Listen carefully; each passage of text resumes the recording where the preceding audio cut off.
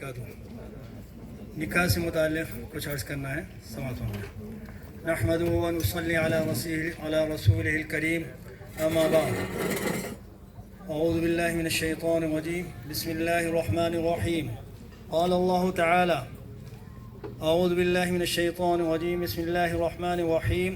ومن آیاته ان خلق لكم من انفسکم ازواجا لتسکنوا الیہا وجعل بینکم مودة ورحمة ان فی ذلک لآیات لقوم یتفکرون۔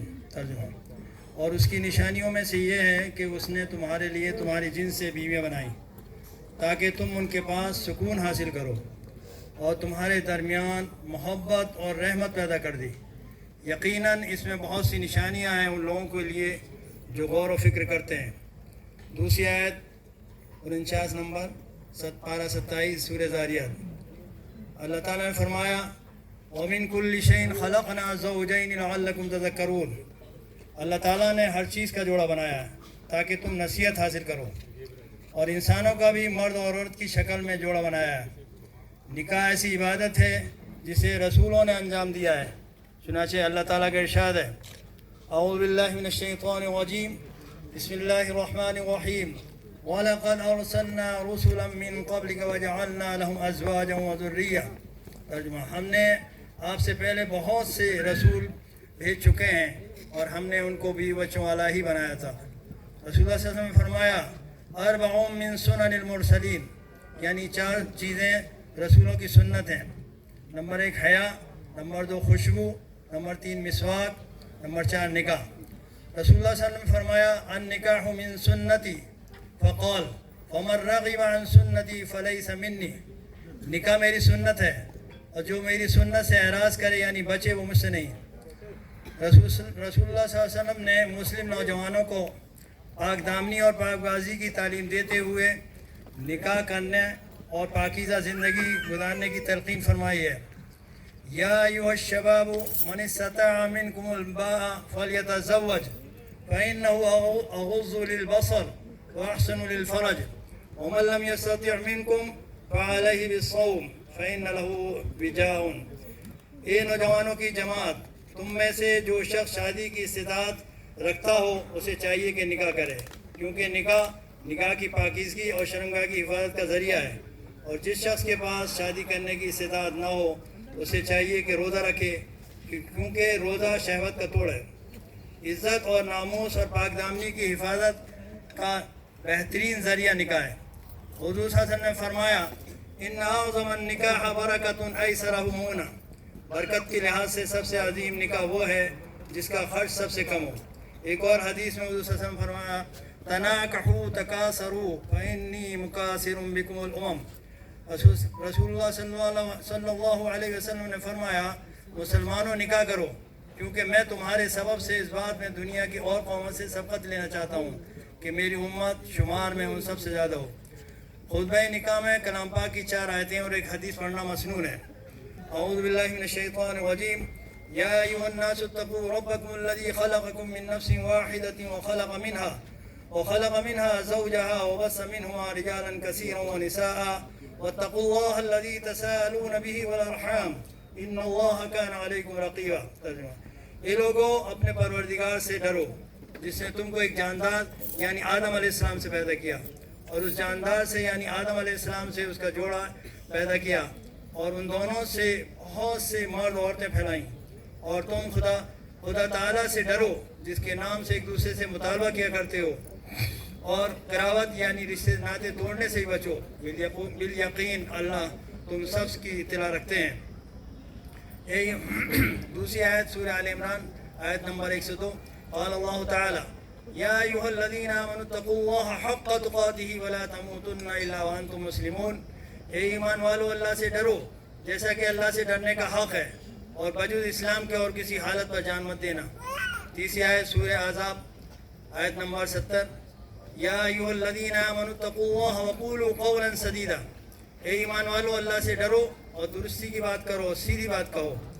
چوتھی آیت نمبر 71 سورہ احزاب، یصلح لکم اعمالکم ویغفر لکم ذنوبکم ومن یطع اللہ ورسولہ فقد فاز فوزا عظیما۔ اللہ تمہارے اعمال کو قبول کرے گا اور تمہارے گناہ کو معاف کر دے گا، اور جو شخص اللہ اور اس کے رسول کی برداری کرے گا وہ بڑی کامیابی کو پہنچے گا۔ شادی کے 6 شرعی اعمال۔ شادی میں 2 فرض ہیں، ایک ایجاب و قبول، دوسرے گواہی۔ گواہی میں 2 گواہ جو عاقل ہوں، بالغ ہوں، مسلمان ہوں، اور نکاح میں ایک واجب ہے، یعنی مہر کا ادا کرنا واجب ہے۔ مہر 2 طرح کا ہوتا ہے، مہر معجل اور مہر غیر معجل۔ مہر معجل وہ مہر ہے جو جلد مطلوب ہو، اس کو فوراً ادا کرنا ہوتا ہے۔ مہر غیر معجل وہ مہر ہے جو جلد مطلوب نہ ہو، گویا قرض کی طرح ہے، جب بھی اس کے پاس ہو اسے ادا کرے، مگر ادا کرنا ضروری ہے، معاف نہیں کرانا چاہیے۔ اگر بیوی خود معاف کر دے وہ دوسری بات ہے۔ نکاح میں 3 سنتیں ہیں۔ نمبر 1 خطبہ نکاح، نمبر 2 تقسیم چھوار کھجور، نمبر 3 ولیمہ۔ ولیمہ رخصتی کے بعد جو لڑکے کی طرف سے جو دعوت ہوتی ہے وہ سنت ہے۔ مستحبات نکاح مسجد میں ہو، جمعہ کا دن اور عصر کی نماز کے بعد زیادہ افضل ہے۔ نکاح میں مہر بہت زیادہ نہ ہو بلکہ درمیانی درجے کا ہونا چاہیے تاکہ آسانی سے ادا ہو جائے۔ زوجین کے حقوق میں ایک اہم حق جو دونوں سے متعلق ہے وہ یہ ہے کہ ایک دوسرے کی طبیعت اور خواہش کا پورا لحاظ رکھا جائے۔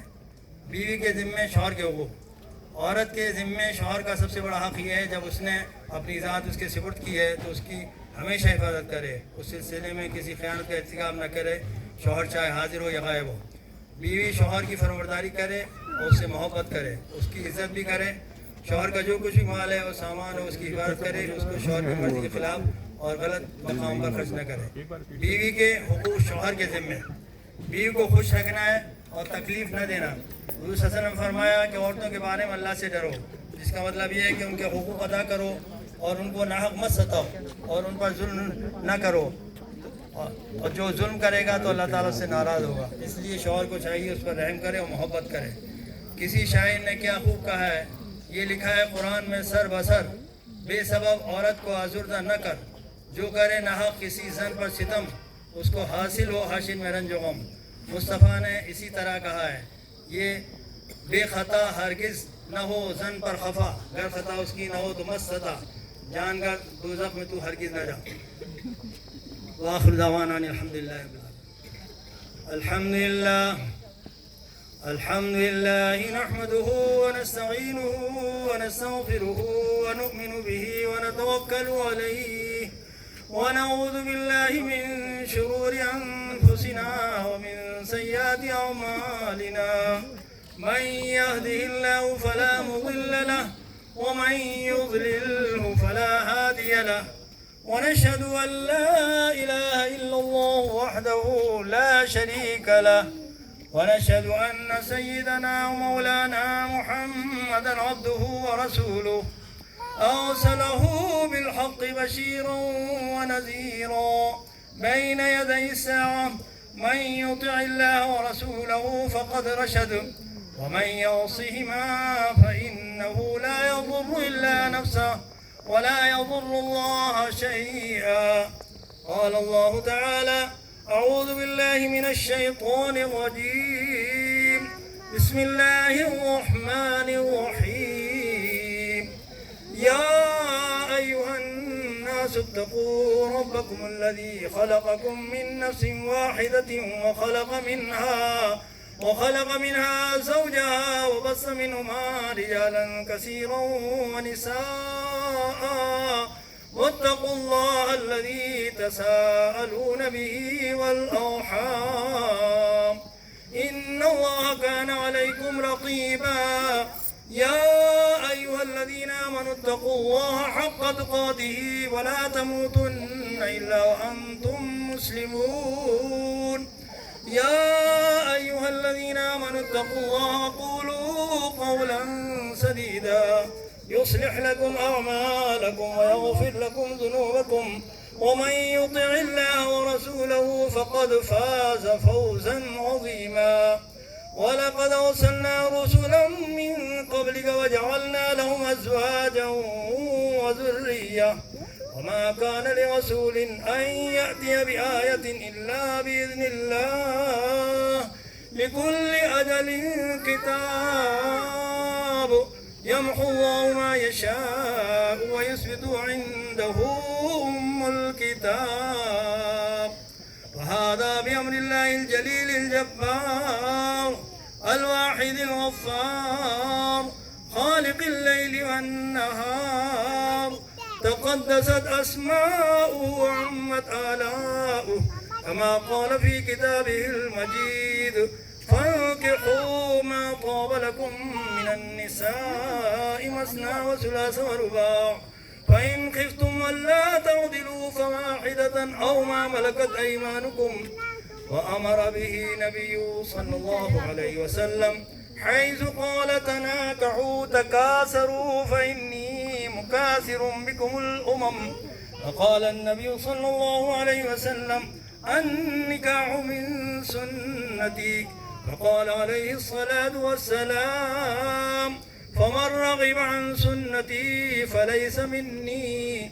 وسنة جميع الأنبياء والمرسلين وعلى عباد الله الصالحين برحمتك يا أرحم الراحمين.